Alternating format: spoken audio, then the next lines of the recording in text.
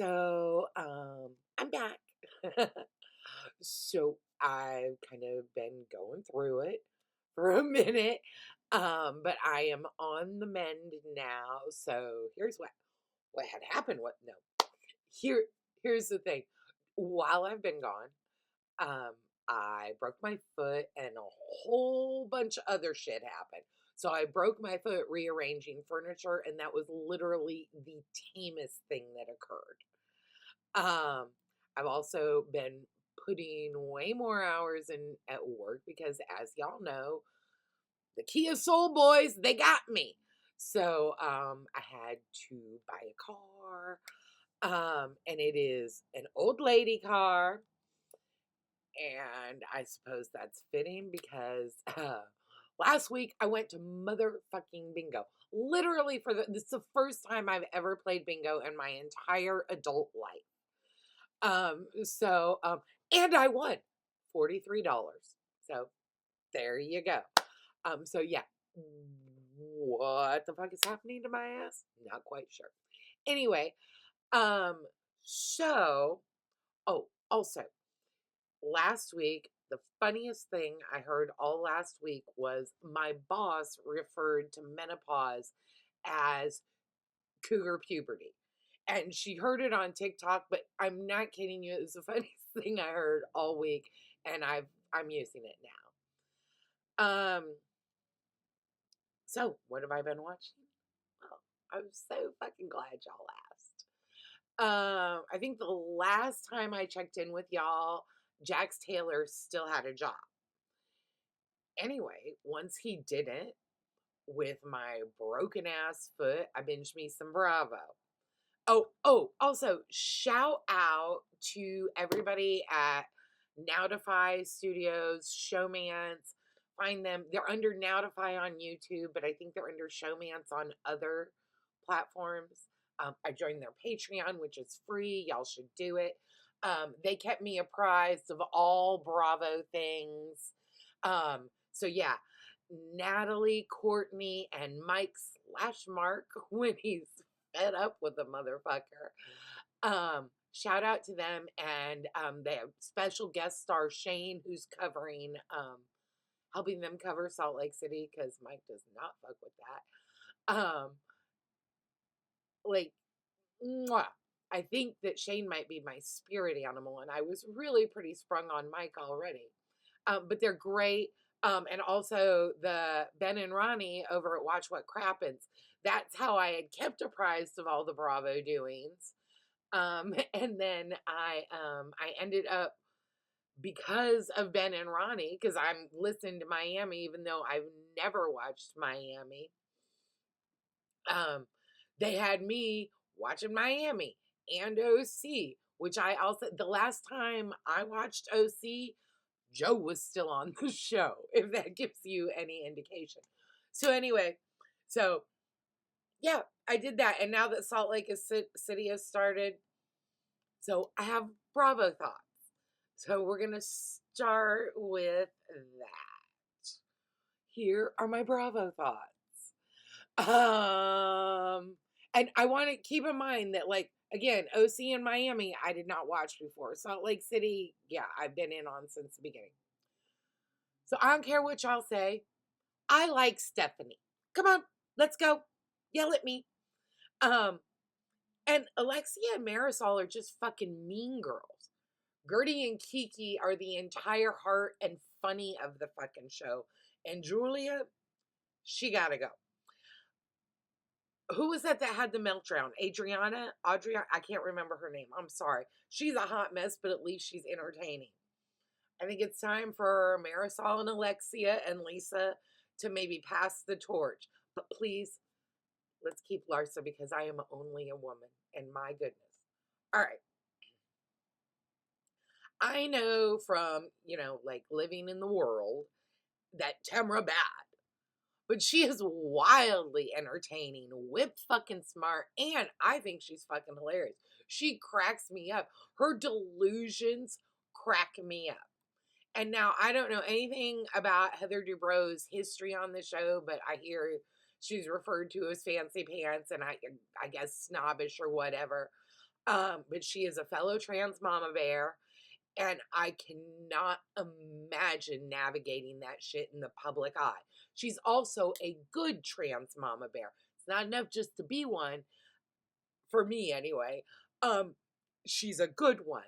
She uses her platform to celebrate trans writers and artists, and she shines a light on that on the show. And so I really appreciate that about Heather. And it's kind of why I've continued to watch OC now. And Shannon, man, she's sad to me. I just want to make her some babka and like brush her hair or braid her hair or something. And Emily, I'm sorry, but she is fucking mean. I do not care for her. The way she went, and girl, aren't you a lawyer? Like, you know that a lie detector is unreliable and inadmissible. And of course, like, I'm the 75th person to say this. She used the same fucking lie detector dude that Lisa Vanderpump used. And Lisa had to take that test more than once, allegedly. So fuck that. And I didn't like her playing that recording of her son. And I was really hoping, because of like her body image issues, her going through the autism diagnosis process, I really wanted to root for her because I identified with her. But the way she speaks about and to her husband and kids on camera, no less, is like, it's gross. It goes against everything I fuck with. Like, never go, I feel like Teresa, but never go against the family. You know, I know that's Godfather, but anyway. All right. And Gina, like, she's okay if you can get her away from Emily. But I mean, like, I could take her or leave her. Katie was full of shit. 100% she was lying. But that doesn't make her wrong. Also, I liked watching her, and to me, her getting run out of the show. Listen, this mean girl bullshit, they do it on Salt Lake. This mean girl bullshit, I'm not gonna film with her. Fuck that. I'll fool with that. Anyway, and Jen is okay. I can't believe she will even be in the same area code as Tamra. I went back and watched some clips of the shit Tamra pulled with the FBI. Oh my God. Lord have mercy. But I don't like the way she abandoned Katie. I didn't fool with that. All right. Now, this is also an unpopular opinion on to Salt Lake City. Boring. I know it's an unpopular opinion, but, and I am not advocating for Jen Shaw at all, but I am hot for Monica to return, and I would love to see her like team up with Angie and Bronwyn, and then they'll turn on each other, and the rest will fight over the carcass. I'm just saying. Just saying. Let's see what else we got. The Emmys. So all I have to say is, y'all know I am happy that the Pit picked up a bunch of awards. Sean Hardesty, Noah Wiley, Catherine Lanasa, beautiful. But here was my biggest takeaway, and Poetic Justice, Stephen Colbert, and the fact that it aired on CBS, dude, that brought a whole new level to him getting fired. Anyway, but my biggest takeaway from the Emmys was this. Jason Isaacs, I was watching the pre-show, and Jason Isaacs was on the red carpet talking about how they were in Thailand for so long filming The White Lotus. And the way he acted, it was like you could tell no, they did not fuck with each other. There was obviously people fighting, because he was like, yeah, because the interviewer was like, oh, you're like a big happy family all in Thailand. And he's like, yeah, big old dysfunctional family. He's like, everybody has their stuff. And anyway, obviously that's not how Jason Isaacs sound, because he's like Draco Malfoy or his daddy or what the fuck ever. Anyway, it was so funny because I just watched him in an old West Wing episode. Anyway, so yeah, that was my takeaway. So anyway, anybody that knows what happened, sorry, Zooted. Anybody that knows what happened on the White Lotus, please, somebody put it in the comments. Send me a link.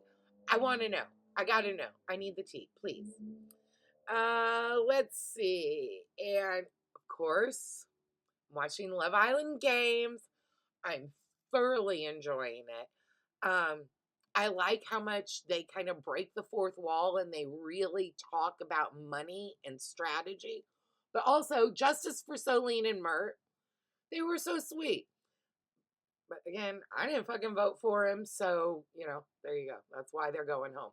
I feel like, I also feel like Chris must have had a problem with Mert or something because, like, why else wouldn't you try to knock out Josh? He was your biggest, like, the thinking behind that vote, I don't get. Somebody had a problem with somebody.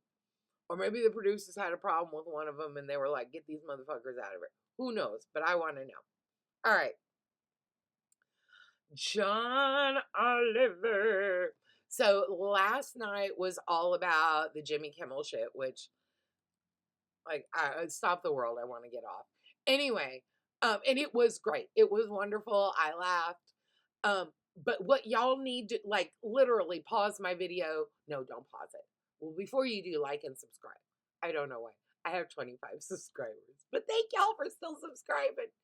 But anyway, right now, go to HBO Max and watch the show that aired right before the Emmys, because they weren't on previous week when the Emmys were on, but they were the week before. That is literally the tightest comedy show I have ever seen in my life. I laughed, I cried, like the writing, there was a joke it was constructed so beautifully. Anyway, y'all need to watch that right now. Y'all gotta watch that shit. Anyway, so yeah, watch John Oliver then. I started watching The Lioness this weekend or The Lioness. I don't know why I said it, The Lioness. Now I'm Heather Fancy Pants. Anyway, I just started watching that because Nicole Kidman and Zoe Saldana. Also, I think it's Jennifer Eel is in it. And if y'all don't know who she is my Lizzie from Pride and Prejudice. She is my Elizabeth Bennet. She was in the BBC version with Colin Firth, also my Mr. Darcy, both in Pride and Prejudice and Bridget Jones' Diaries. But she's also in it. Anyway, so I started watching it, and so far, it's pretty good. It's kind of predictable, but in kind of a comforting, this can be my second screen type thing way. But I've really been into it here lately. What else we got? Oh my God. Also, the unknown number shit. Fuck me. That still blows my mind. I am still shook up over that. Okay. And since I don't want to end things on a negative note, I'm going to talk about what y'all need to skip. Black Rabbit, y'all. Y'all can skip this. Here's the thing. I was like super pumped for this show, right? Jason Bateman. I've been a Jason Bateman stan since the fucking Hogan family, right? Like first Valerie Harper was on it and then Sandy Duncan. I have been a fan of him for that long. I've had a crush on this man. And I loved Ozark. Loved it. And I listened to Smartless. I listened to his podcast with Sean Hayes and Will Arnett, which I love. But I gotta tell you, on Thursday, I was working remote. And so I was like, oh, look, Black Rabbit is here. While I'm working remote, I'll watch Black Rabbit. It'll be a fabulous day. Yeah, no. I sat through 8 hours of that shit. I can't get that back, y'all. So either skip it or just watch the first episode and the last two, because they didn't do shit to build character, to build relationships, to make me give two fucks about these people, right? And what's my new obsession? Well, I'm so glad y'all asked. It's Task. Okay, so first of all, y'all know I'm pretty brand loyal and I like most HBO shows. Task is the same people that brought us Mayor of Easttown. I know, like, I think I might be in the minority. I thought I remembered when it came out, like, it was very poorly reviewed. But I love that series. I will watch Kate Winslet open a fucking fortune cookie. It was very good. The character development was amazing. The writing was good, and I didn't mind it being slow in contrast to Black Rabbit, because they actually built relationships and characters and made me give a shit about these people. So, yeah, Mayor of Easttown. Mwah. But anyway, and Task is building that way, and you can't go wrong with Mark Ruffalo, complete with a dad bod. Martha Plimpton in all of her fucking glory, ever since Goonies, and if you're a real motherfucker, ever since Running on Empty. The writing is tense. The acting is fucking sublime. So yeah. So that is what I have been up to. Watching all this stuff. I hope to get at least a couple more videos up this week. I was hoping to do a little coffee and coughing where I talk shit about those I love to hate tomorrow and put on my tinfoil tiara. But I don't know. Like, it's been a minute. So anyway, I'm so glad to see everybody. Take care of y'all. Bye.